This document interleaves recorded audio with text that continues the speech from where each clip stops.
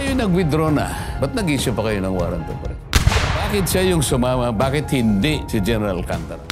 Pagkat diniretso sa Villamor Air Base, korte ba ang Villamor Air Base? Legal ba at tama ba na siya ay inaresto? Paano magiging legal kung hindi man lang nakita na dala-dala niya yung... Diditinin mo ba ang isang tao nang wala kang inihain sa kanya o ipinresinta sa kanya? Illegal ang pagkakahuli kay Pangulong Duterte. Dapat dinala ang Pangulong Duterte. Dapat dito muna sa... Yun ang nakalagay sa Article 59. Para sa ganon, madetermina natin ang tatlong bagay na may kinalaman sa kanyang karapatan. Una, pangalawa, pangatlo. Kung titignan natin lahat ng technicalities, it is... Abduction, kidnapping, interrelated. Ngayon, may makakasama tayong isang aplikante. Siya po ay tumatakbo at nag-a-apply bilang senador ng ating bayan. Ang nag-iisang Congressman Rodante Marcoleta. Welcome sa aplikante ng bayan. Nag-a-apply ka ngayon bilang senador. Ano ba ang mga pupwede mong maidagdag, maibahagi at makontribute kung sakasakaling ikaw ay magiging senador na? Napakarami kong maiaambag sa paggawa ng mga batas na makatutulong sa marami nating mga kababayan.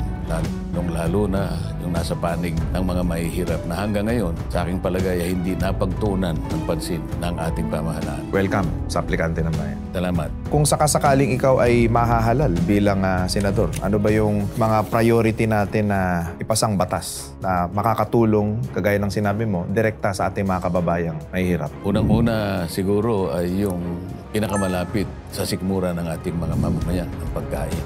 Sapagkat sa ngayon, alam mo naman, napakarami ang nagko-complain sa hirap ng buhay, lalong-lalo na kung isasangkot mo dyan yung presyo ng mga pangunahing bilihin. Pangunahin na dyan yung pagkain. Paano natin magagawa yun? Para bumaba ang presyo ng pagkain, kailangan natin makapag-produce ng mas maraming pagkain. Yun ang tinatawag na yung law of supply and demand. Habang hindi natin nagagawa ito, hindi kailan natin mariresolba ang napakailap na solusyon para lang ito ay ating may sakatuparan. Kailangan nating tulungan ang ating mga farmers. Yan ang una nating gagawin sapagkat alam ko na napakarami nating batas na nagawa. Ang naging problema lang ay hindi na ipatupad ng maayos mga batas na may kinalaman kung paano natin tutulungan ang ating agriculture sector. Kung sakasakaling magiging senador ka, ano ba ang magiging malaking diferensya nito versus sa ikaw ay isang congressman ngayon? Inaakala ko kasi, RDR, na dahil sa ako'y magiging kasama na sa Senado, yung kapangyarihan para mai-implement ng maayos ang mga batas na ito, palagay ko ay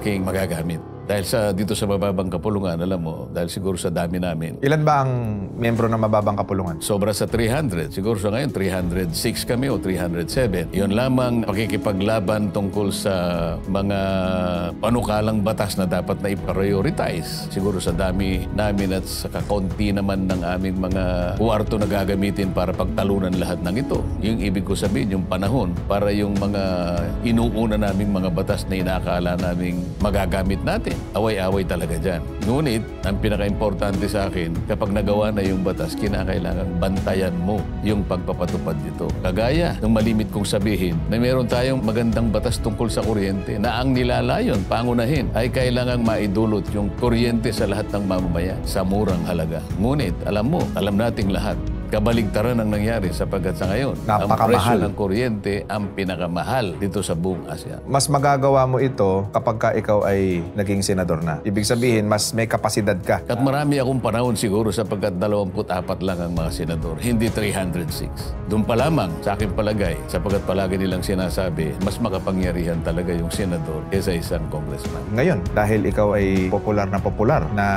kasama ng dating presidente, tanong din ng marami nating kababayan, paano maiuuwi dating Pangulong Rodrigo Duterte dito sa Pilipinas? Alam mo, kung ako ang isa sa mga abogado ng Pangulong Duterte, ang una kong iisipin ay yung kanyang kapakanan pangkalusugan. Alam naman natin na ang kanyang kalusugan ay nasa kalagayan na tinutulungan palagi. Yung kanyang pag-upo, paglalakad, pagtayo. Nakita ko talaga up close. Kung huli, nagkita kami sa Hong Kong. Halos ganon. Nakapagsasalita nga siya. Ngunit yung kanyang physical na kalagayan, talagang alam ko na meron siyang dinaramdam. Ngayon, yun ang priority ko. Sapagkat bilang isang abogado, ititingnan ko unang-una yung kapakanan ng aking kliyente. nakikita ko na at nabasa ko naman sa tuntunin ng ICC, sa Rome Statute, na merong provision doon na kung saan ay makakahiling ako ng interim release pending trial. Pwede siyang mapakawalan, mai-release kaagad habang nililitis ang kaso niya. Habang inihintay yung actual na paglilitis, na pakinggan ko na yung palang susunod na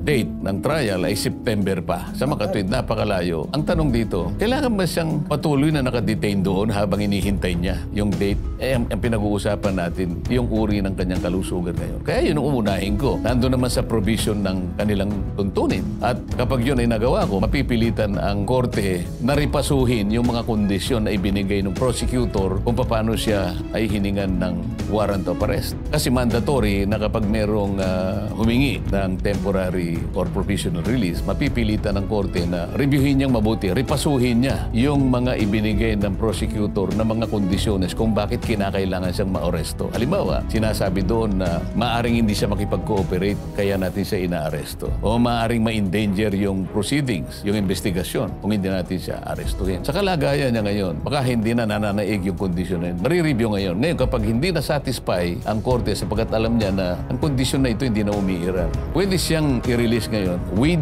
or without condition. Kahit na halimbawa sabihin na, o sige, re-release kita, pero bibigyan kita ng kondisyon. Marami kasing kondisyon na pwedeng ibigay yung korte. Nasa tuntunin din nila. Halimbawa, sabi niya, huwag kang pupunta sa lugar na pinagbabawal namin pumunta ka pagka ikaw ay nakauwi na. Mananatili ka lang sa lugar na gusto namin nandun ka. Huwag ka makikipagkita doon sa mga witnesses o kaya doon sa mga nabiktima. Okay na, kailangan kang mag-post ng ban. Hindi ka pwedeng gumawa ng mga professional activities na aming i-specify. Mga ganong kondisyon. Ipilitin ko na satisfy yun para lang maiuwi ko ang dating Pangulo. Legal ba at tama ba na siya ay inaresto? Bago ko sagutin ang tinatanong, magsisimula ako doon sa premise na sinabi ng ating Pangulo nung siya interview at magkaroon ng press con ungkol sa bagay nito. Sinabi niya na ang pag-aresto ay isinagawa ng ating pamahalaan bilang pagtugon o compliance sa obligasyon ng ating bansa sa Interpol. Sa mga tweet, kung Interpol pala ang kumausap sa ating pamahalaan para maisagawa yung pagsaserve ng warrant of arrest, iniisip ko dapat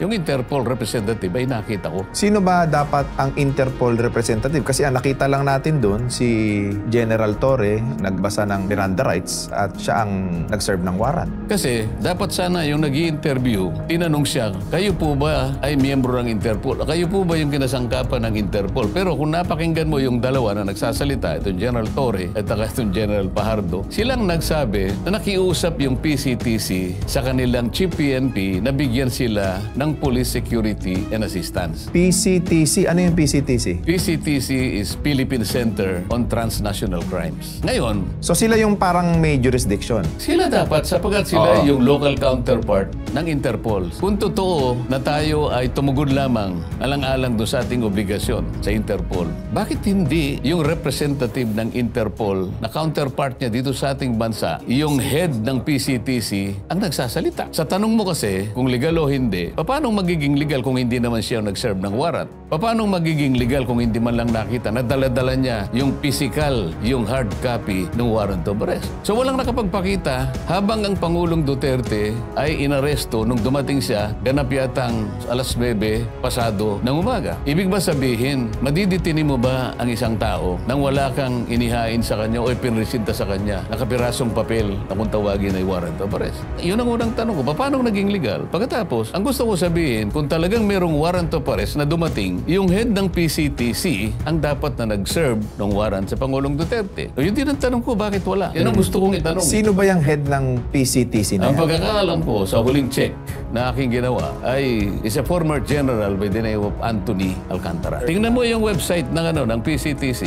Siya yung executive director. Ang gusto kong makita Sila para yung maging legal, authorized. para maging legal sapagkat we did this in compliance with our obligation to the Interpol. Considering the PCTC is the local counterpart, bakit ang pinaka-importanting tao na kinakailangang mag-serve ng warrant ay wala? At yung tao din na siyang dapat na nagbasa ng Miranda warnings sapagkat siyang nagsiserve ng warrant ay wala din. Illegal ang pagkakahuli kay Pangulong Duterte. O hindi nga nasunod eh. Alam mo kung bakit? Sapagkat merong isang kaugnay na responsibilidad sa ilalim din ng tuntunin ng ICC na sa aking palagay ay pilit nilang itinanggi. Ito yung Article 59. Which is? Ang isang tao na inaresto dito sa lugar, sa custodial estate. Ang custodial estate is Pilipinas. Dahil taga rito ang ating Pangulong inaresto. Sinasabi doon na the arrested person should be delivered promptly to the competent judicial authority. Sa maliwanag na pananalita, yung competent judicial authority, korte ng ating bansa, kumoy yung kanyang sinakyan at nang siya'y lumapag ay Pasay City, dapat sa RTC ng Quezon City, dinala ang Pangulong Duterte. Dapat dito muna sa hukuman natin. Ito yung hindi. Yun ang nakalagay sa Article 59. Competent Judicial Authority of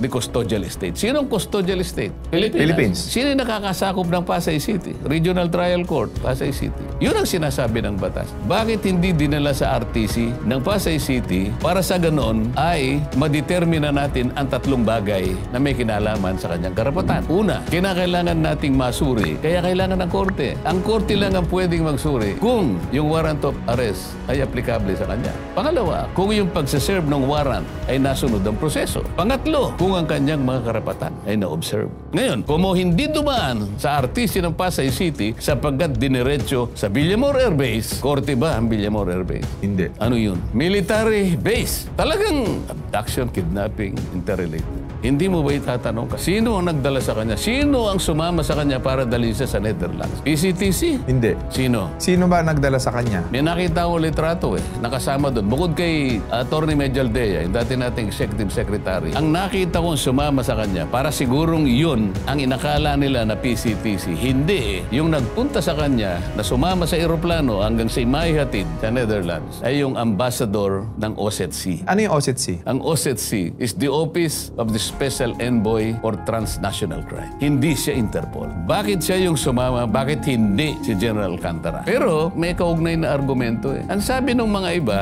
hindi raw kinakailangan gamitin yung Article 59 sapagkat ang ating bansa ay nag-withdraw na raw sa Rome Statute. Tama naman, di ba? Okay.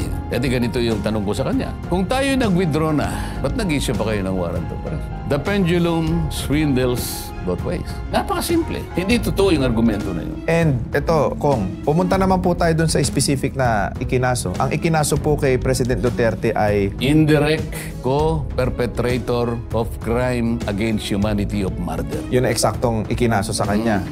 At binasahan siya ng demanda na kung tawagin natin sa termino natin, arraignment sa ating local jurisdiction. Anong itatanong mo tungkol sa pagkakabasa ng kanyang charge? Ano po ba yung extent ng charge nung siya'y basahan? Ano po ba yung pagkakasala daw? Yung arraignment kasi, babasahan ka ng formal. RDR, binabasahan kita ngayon. Ito ang mga charges sa'yo ng mga mamamayang Pilipina. Yan, arraignment. Arraignment. Binasahan siya. Nakakapagtaka, nung hindi pa napunta nga sa dihig ang Pangulo, ang kanyang mga detractor sa ating bansa, palagi nilang sinasabi halos araw-araw, ang napatay sa kanyang war against drugs, 30,000 individuals. Alam mo kung ano binasa sa kanya ro? Ano? 43 tao daw ang napatay. Yung 19 ay pinatay ng mga DDS nung siya ay mayor pa. Yung iba ay panahon ng kanyang pagiging Pangulo. Yun ay pagitan ng Nobyembre 2011 hanggang September 2019 or a span of 8 years. 8 years. Sa mga tweet, kung 43 ang alleged na biktima ng droga in a span of 8 years,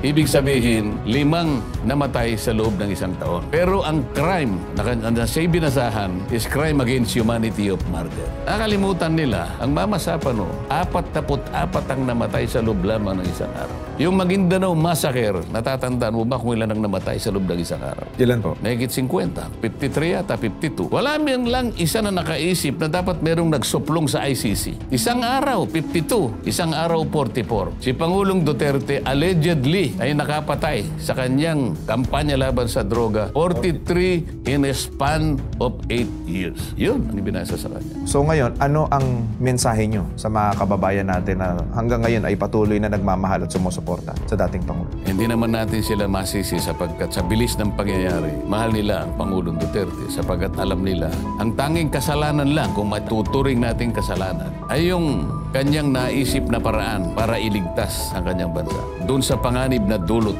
ng droga na malala na nakita niya sa kanyang panahon. Sa kanyang maraming pagsasalita, sinabi niya, kailangan kong iligtas ang mga pamilya, ang mga mamamayan sa harap ng napakalaking panganib na yan. Ang kaligtasan nila, ang kanilang kapakanan, ang kanilang kinabukasan, ang katahimikan, ang kumpiyansa nila sa pamahalaan ay importante sa akin. Ito ang nalalaman kong paraan sapagkat alam ko na kapag hindi ko nasugpo ito na ang magiging daan kung paano babagsakan natin.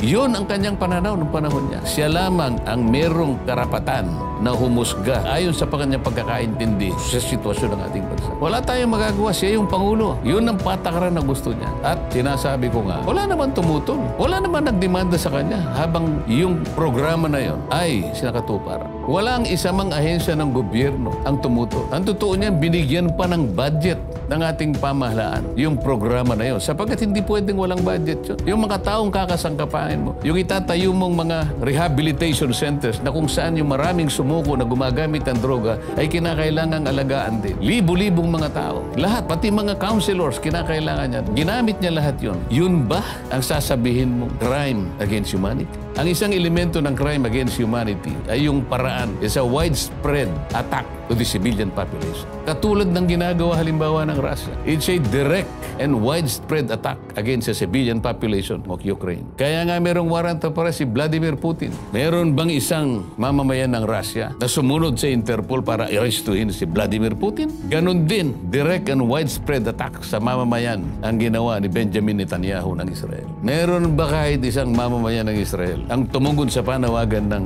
Interpol na arrestuhin si Benjamin Netanyahu, presidente ng Israel? Tayo lang ang gumawa nito. Ang Pangulong Duterte walang inisip kung hindi ang kabutihan ng ating bansa. Ito ang paraan niya. Prerogative ng presidente yun. Kanya-kanyang pamamaraan kung paano niya nakikita, kung paano niya isasalba sa nakaambang panganib ang kanyang bansa. Walang makakatutol doon sapagkat yun ay discretion and prerogative ng isang presidente. Pagkatapos ngayon, ni isa walang bumangon na kaso laban sa kanya. Ngayon, ipagkakanulo ng mga Pilipino at sa ihahatulan, uusigin sa banyagang hukuman. Pagtatawaran tayo ng buong daigdig. Panatilihin natin ang kapayapaan. Alam kong nagsisikip ang dibdib. Kailangan nating magtulong-tulong alang-alang sa ating bansa. Let us stay together. And let us utilize our collective fortitude to help our country in this emerging crisis. Sabi ko, ako naniniwala na ma-overcome natin itong pinakamabigat na krisis na dinaraanan ng ating bansa. Kong, siguro bago matapos tong interview natin, ano ang huling mensahe mo sa ating mga kababayan? Alam kong tayo ay nasa emerging crisis. Ngunit huwag tayong magpapatalo. Iisa lang ang ating bansa. Ang Pilipino ay resilient. Ang Pilipino ay alam kong makalalagpas kahit gaano kahirap ang kanyang pinagdadaanan. Kailangan lang ay magtiwala tayo sa Panginoong Diyos. Lakas ng loob lang. Huwag tayong magpapatalo. Huwag panghihina ng loob. Darating ang panahon, ang katarungan pa rin ang mangingibabaw. Maraming salamat.